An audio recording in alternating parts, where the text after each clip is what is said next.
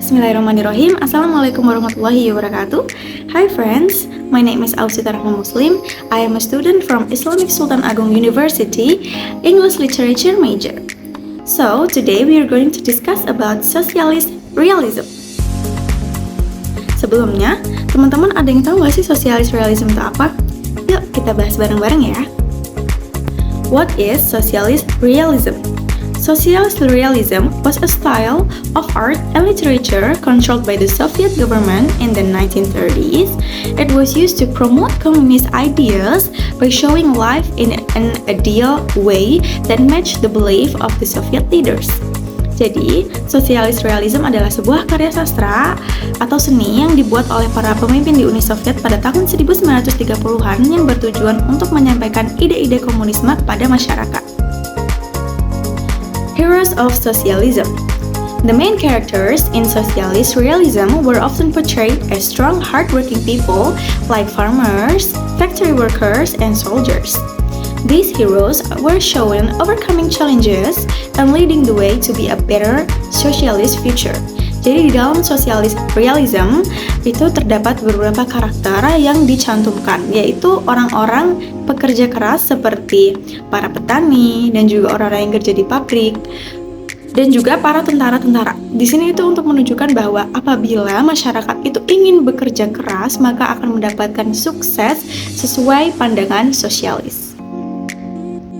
Mixed of reality and idealism. Socialist realism mixed real-life struggles with a romanticized vision of the future. It showed life not as it truly was, but as it should be according to socialist ideals, highlighting a bright future where everyone is equal and successful.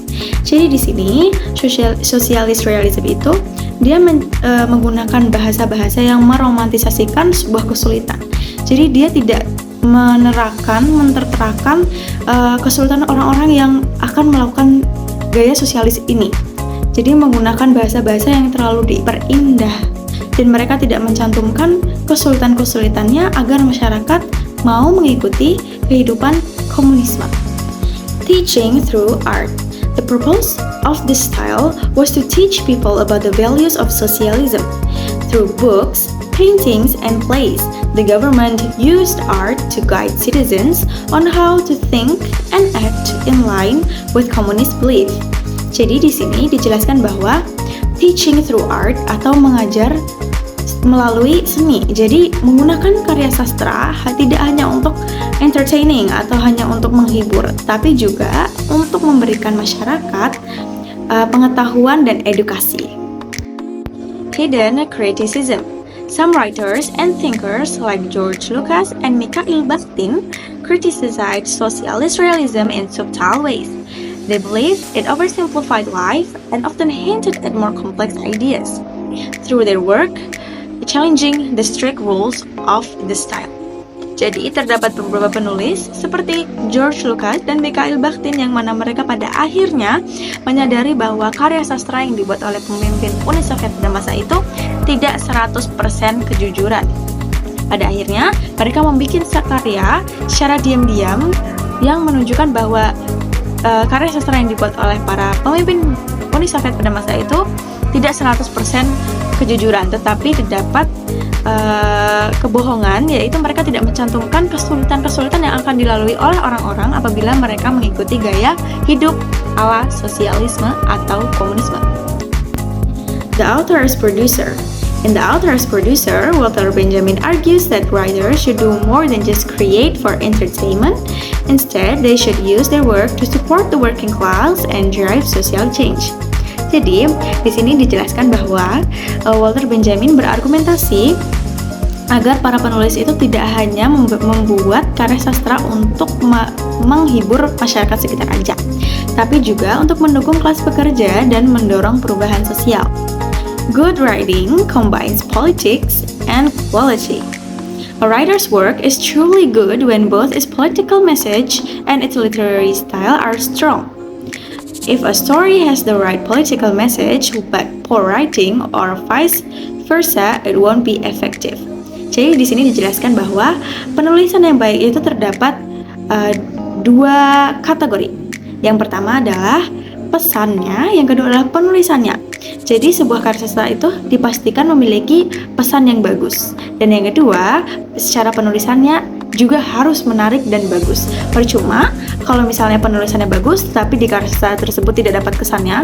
Begitupun juga sebaliknya, percuma juga apabila dia berkesan tapi penulisannya tidak bagus dan kurang menarik.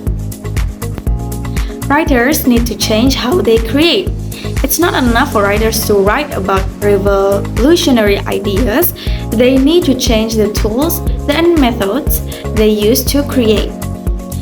This means using new and innovative techniques that help promote social change.